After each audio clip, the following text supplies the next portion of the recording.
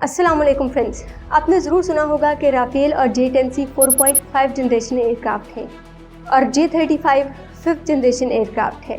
या फिर GD बख्शी को दुहाई देते देखा होगा कि अब हमें 5th जनरेशन एयरक्राफ्ट चाहिए। लेकिन इन जनरेशन्स का क्या मतलब है, ये जानेंगे हम आज की इस वीडियो में।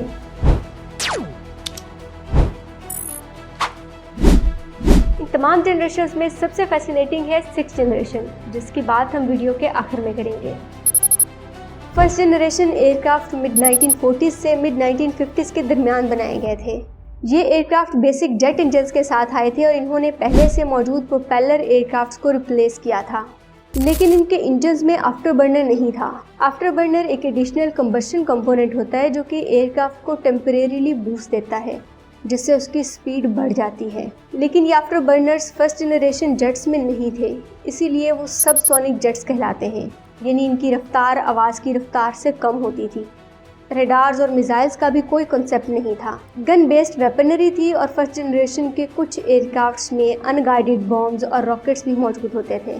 MiG-15 और F-86 इस जनरेशन के मशहूर एयरक्राफ्ट हैं।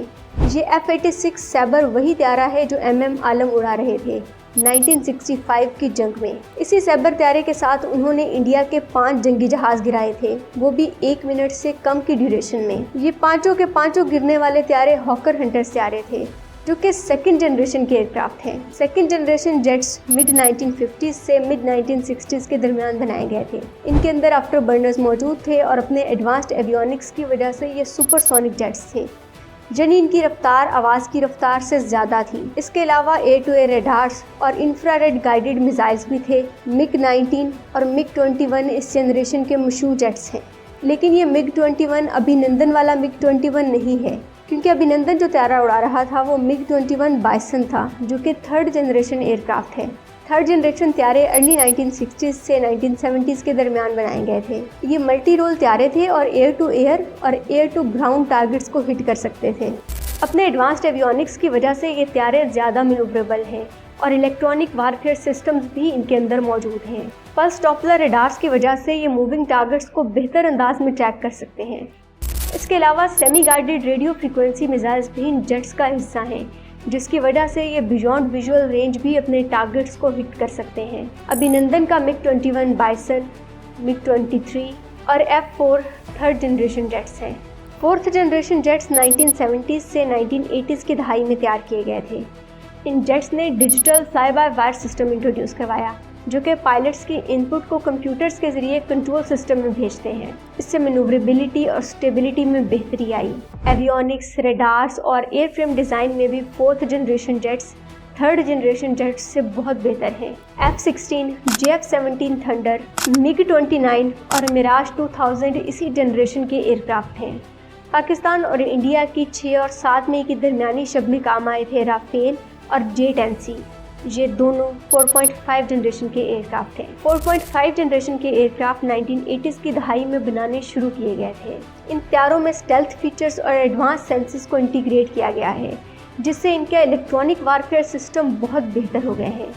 4.5 जनरेशन के रेडार्स भी फोर्थ जनरेशन की निस्बत ज़्यादा बेहतर परफॉर्म करते हैं। J-10C, राफेल और यूरोफाइटर टाइफून इसी जनरेशन के एयरक्राफ्ट हैं। जब हम बात करते हैं 5th जनरेशन जेट की, तो इसका मतलब एक ऐसा एयरक्राफ्ट होता है जो कि मॉडर्न बैटलफील्ड के हर पहलू में सुपीरियर हो, चाहे वो रेडार पे इनविजिबल रहना हो, इलेक्ट्रॉनिक वारफेयर हो या रियल टाइम डाटा फ्यूजन। ये जेट्स नेटवर्क्ड होते हैं। जब कोई एक जेट कुछ देखता है तो वो डाटा दूसरे जेट्स को या ज़मीन पर मौजूद सिस्टम्स को ट्रांसफ़र कर सकता है। इसके अलावा 5th generation jets super cruise भी होते हैं। सुपर क्रूज होने का मतलब ये है कि ये आफ्टर बर्नर चलाए बगैर भी अपनी स्पीड को आवाज़ की रफ्तार से ज़्यादा रख सकते हैं। ये त्यारे अपने एडवांस्ड एवियोनिक्स और स्टेल्थ फीचर्स की वजह से रेडार्स पर मुश्किल हिस्से दिखाई देते हैं, और अगर दिखाई दें भी तो बहुत छोटे। इन तमाम फीचर्स के साथ साथ 5th जनरेशन फाइटर जेट्स में एडवांस्ड इलेक्ट्रॉनिक वारफेयर सूट्स होते हैं, जो कि अपोनेंट के रेडार को जैम कर सकते हैं, मिसाइल्स को डिसीव कर सकते हैं और एनिमी ट्रैकिंग सिस्टम को कंफ्यूज कर सकते हैं। J-35, F-35, Su-57, F-22 और J-20 इस जनरेशन के फेमस एयरक्राफ्ट हैं। लेकिन फ्रेंड्स, कुछ लिमिटेशंस भी हैं। ख़ास तौर पर इसका इलेक्ट्रॉनिक वारफेयर सिस्टम जो एडवांस तो बहुत है, लेकिन अगर हैक हो जाए तो फिर कैपेबिलिटी एयरक्राफ्ट की बहुत कम हो जाएगी। और इलेक्ट्रॉनिक वारफेयर की एक हल्की सी झलक हम पाकिस्तान और इंडिया की हालिया जंगों में देख चुके हैं।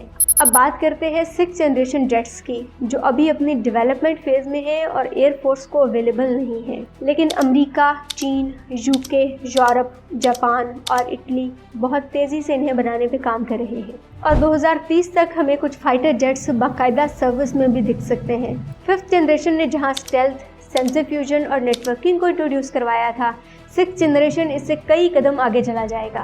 इसमें AI ऑनबोर्ड होगा जो कि एनिमी थ्रेट्स को एनालाइज करेगा, टारगेटिंग सजेस्ट करेगा, फ्लाइट पाथ को ऑप्टिमाइज करेगा और इमरजेंसी की सूरत में जेट को खुद भी उड़ा सकेगा।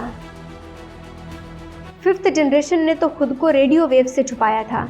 6th जनरेशन इंफ्रारेड, ऑप्टिकल और इलेक्ट्रिकल सिग्नल्स के लिए भी इनविजिबल बन जाएगा, हर एंगल से गायब, हर सिस्टम के लिए। ये जेट्स लेज़र और हाई पावर माइक्रोवेव के साथ दुश्मन के ड्रोन्स को गिरा सकते हैं, इनकमिंग मिसाइल्स को डिस्ट्रॉय कर सकते हैं, रडार सिस्टम्स को डिसेबल कर सकते हैं। ये सुपरसोनिक नहीं होंगे बल्कि हाइपरसोनिक होंगे, मतलब इनकी स्पीड 5 मैक से ज़्यादा होगी, आवाज़ की रफ्तार से 5 गुना ज़्यादा तेज़। दुश्मन को अटैक का पता भी नहीं चलेगा और अटैक कंप्लीट भी हो चुका होगा।